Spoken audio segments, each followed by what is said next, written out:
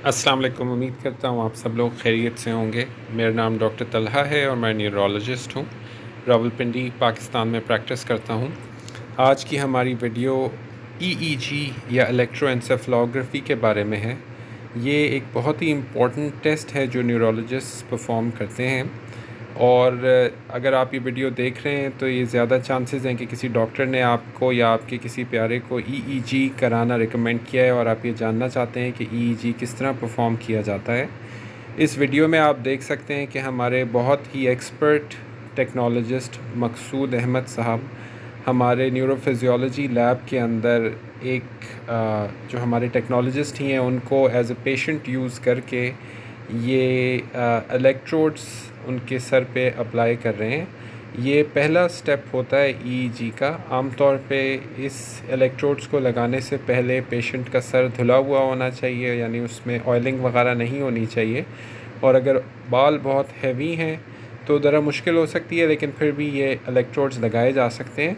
ये electrodes metal के होते हैं, लेकिन जैसे आप देख सकते हैं वीडियो के अंदर कि ये एक कंडक्टिव जेल सी होती है, वो इलेक्ट्रोड के आगे लगा के वो स्टिकी होती है थोड़ी सी, तो वो स्किन के साथ चिपक जाती है। लेकिन इसके अंदर कोई नीडल वगैरह नहीं होती है, तो इस इलेक्ट्रोड्स के लगाने से कोई भी तकलीफ़ नहीं होती पेशेंट को।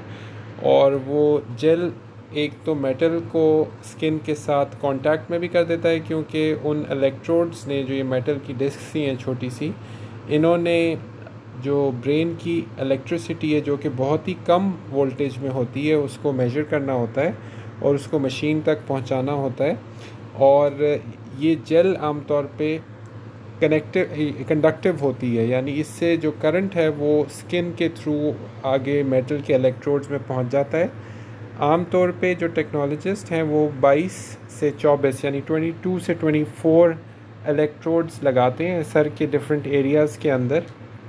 और ये टेक्नोलॉजिस्ट आमतौर पे ट्रेंड होते हैं इस चीज़ के लिए कि कहाँ कहाँ पे इलेक्ट्रोड्स लगाने हैं।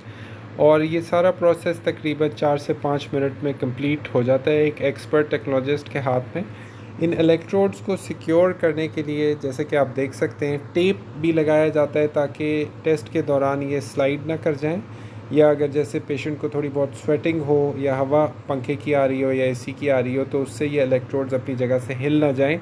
इलेक्ट्रोड्स की सही प्लेसमेंट और उनका सही कांटेक्ट होना स्किन के साथ बहुत ही ज़्यादा ज़रूरी है एक हाई क्वालिटी ईईजी टेस्ट होने के लिए।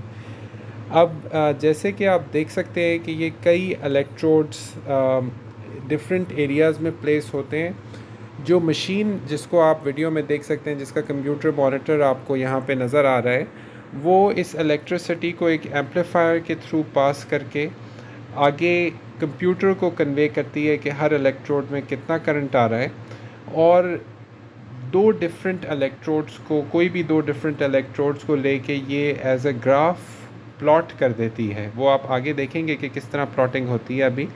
और ये एक वोल्ट मीटर के ग्राफ की तरह काम करता है, यानी क्योंकि वोल्टेज मेजर हो रही होती है दो इलेक्ट्रोड्स के बीच में, तो वो डिफरेंट प्लॉटिंग डिफरेंट इलेक्ट्रोड्स के बीच में एक पूरा हमें कई लाइंस और कई डिफरेंट ग्राफ्स दे देती है, जिसको एक ईईजी पढ़ने का माहिर इलेक्ट्रोएंसेफेलोग्राफी के तौर पे जानता है।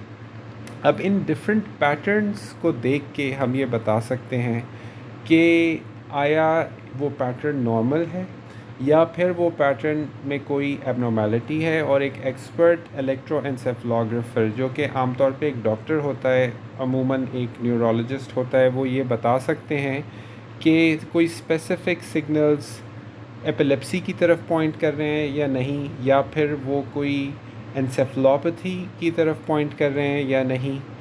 एंसेफेलोपैथी का मतलब कि ब्रेन के अंदर स्लोइंग है किसी भी वजह से, किसी मेटाबॉलिक यानी नमकियात की ऊंच नीच की वजह से, या किसी इन्फेक्शन की वजह से, या फिर किसी पॉइजनस या टॉक्सिक सब्सटेंस की वजह से। और इन पैटर्न्स को देख के एक डॉक्टर बता सकता है कि कहीं पे ऐसी एबनॉर्मेलिटी तो नहीं जो आगे जाके सीजर को लीड करे, या फिर ब्रेन की स्लोइंग तो नहीं है, या किसी मखसूस एरिया के अंदर ब्रेन की स्लोइंग तो नहीं है कि उससे ये ज़ाहिर हो कि उस एरिया में नीचे कोई मास या ट्यूमर या स्ट्रोक वगैरह है। और बहुत से इन पैटर्न्स को अंडरस्टैंड करके जो न्यूरोलॉजिस्ट हैं वो एक रिपोर्ट जनरेट करते हैं जो कि EEG रिपोर्ट के तौर पे जानी जाती है, और जिससे इस्तिफ़ादा करके न्यूरोलॉजिस्ट या दीगर डॉक्टर्स आपको सही ट्रीटमेंट या सही डायग्नोस्टिक टेस्टिंग जो फ़र्दर ज़रूरत हो वो रिकमेंड कर सकते हैं। अभी हमारे टेक्नोलॉजिस्ट आप देख सकते हैं कि इलेक्ट्रोड्स कनेक्ट करने के बाद कंप्यूटर सॉफ्टवेयर ऑन कर रहे हैं, जिससे हमें ये जिसके ऊपर वो जो डिफरेंट इलेक्ट्रोड्स के बीच में ग्राफ्स हैं वो प्लॉट होंगे, और अभी आपको वो नज़र आएंगे। कमरे को इन्होंने थोड़ा सा डार्क कर दिया है। ये कम्प्लीटली एक पेनलेस प्रोसीजर होता है और इसमें पेशेंट को कोई तकलीफ़ नहीं होती है। पेशेंट आराम से रेस्ट कर रहे हैं अपने काउच पे, और ये वायर्स उनके साथ इलेक्ट्रोड से और जेल से कनेक्टेड हैं, और मकसूद साहब सॉफ्टवेयर को ऑन कर रहे हैं। अभी हम करीब चलते हैं कंप्यूटर मॉनिटर के, ताकि हम ये देख सकें कि कैसे वो डिफरेंट इलेक्ट्रोड्स के बीच में जो वोल्ट मीटर या वोल्टेज का प्लॉट है वो किस तरह स्क्रीन पे ज़ाहिर हो रहा है। अच्छा, ये भी मैं बताता चलूँ कि इलेक्ट्रोड्स डबल बनाना कन्फिगरेशन में होते हैं। अभी हम स्क्रीन के करीब जाएंगे तो ये राइट साइड पे आप देख सकते हैं कि दो बनानास की तरह का शेप बना हुआ है, और इन इलेक्ट्रोड्स की सबसे कॉमन अटैचमेंट कॉन्फ़िगरेशन ये होती है। अब यहाँ पे आप ये देख सकते हैं कि जो डिफरेंट लाइंस आपको नज़र आ रही हैं ये डिफरेंट पैटर्न्स हैं, और इनको समझ के आपके न्यूरोलॉजिस्ट एक रिपोर्ट जनरेट करते हैं जो कि हेल्प करती है फर्दर डायग्नोस्टिक टेस्टिंग या फर्दर ट्रीटमेंट रिकमेंड करने में।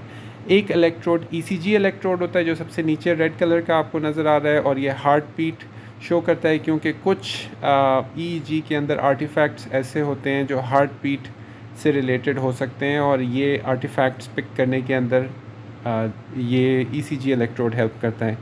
अभी इस वाले हिस्से में फोटिक स्टिमुलेशन हो रही है, ये फ्लैशिंग लाइट होती है, और इससे कुछ स्पेसिफिक फ़ोटोसेंसिटिव एपिलेप्सीज़ के अंदर एबनॉर्मल एपिलेप्टिक पैटर्न यानी ब्रेन में एबनॉर्मल स्पार्किंग देखी जा सकती है, और ये एक तरह का एक्टिवेटिंग मनूवर है जिससे जो EEG टेस्ट है उसमें इस चीज़ के चांसेस बढ़ जाते हैं कि कोई हम एबनॉर्मेलिटी कैच कर सकें। ये जो फोटिक स्टिमुलेशन है ये डिफरेंट फ्रीक्वेंसीज़ के ऊपर होती है। जैसे आप देख सकते हैं कि जो फ्लैशिंग लाइट्स की फ्रीक्वेंसी है ये आहिस्ता आहिस्ता बढ़ती जा रही है, और पेशेंट ने आंखें बंद की हुई हैं, लेकिन बंद आँखों से भी लाइट जो है वो आँखों के पर्दे यानी रेटिना तक कन्वे हो जाती है और फर्दर ब्रेन तक कन्वे होती है, और कुछ स्पेसिफिक एपिलेप्सीज़ के अंदर ये एबनॉर्मल स्पार्किंग ब्रेन के अंदर जनरेट करता है जो EEG इलेक्ट्रोड्स कैप्चर कर लेते हैं, और उसको जो एम्पलीफायर है और फर्दर जो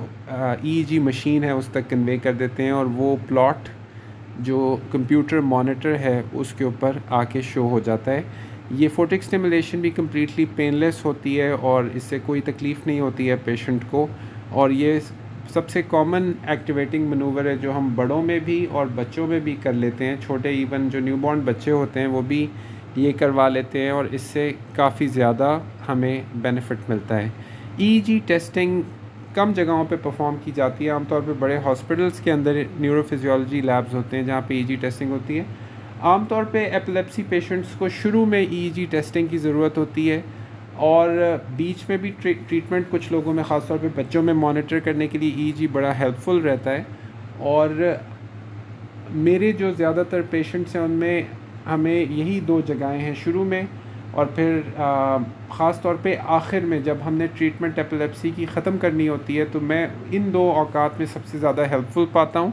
लेकिन ये चीज़ वेरी कर सकती है, डिपेंड करता है कि पेशेंट की बीमारी कैसी है और डॉक्टर साहब का स्टाइल क्या है ट्रीटमेंट का, उसके मुताबिक EEG कराना डिसाइड किया जा सकता है। अभी आप वीडियो में देख सकते हैं कि पेशेंट हाइपर वेंटिलेट कर रहे हैं, यानी तेज़ तेज़ सांस ले रहे हैं, और इससे भी ये भी एक एक्टिवेटिंग मनूवर है, और इससे भी एबनॉर्मल ब्रेन में डिस्चार्जेस आने के या एबनॉर्मल स्पार्किंग आने के चांसेस बढ़ जाते हैं। ये भी हम एडल्ट्स में और जो समझदार बच्चे होते हैं उनके अंदर कराते हैं, और इससे जो EEG का रिज़ल्ट है वो ज़्यादा हेल्पफुल होता है। जो डॉक्टर साहब पढ़ते हैं EEG को, वो एबनॉर्मल पैटर्न्स देखकर सही रिपोर्ट जनरेट करने में उनको इस चीज़ से मदद मिलती है।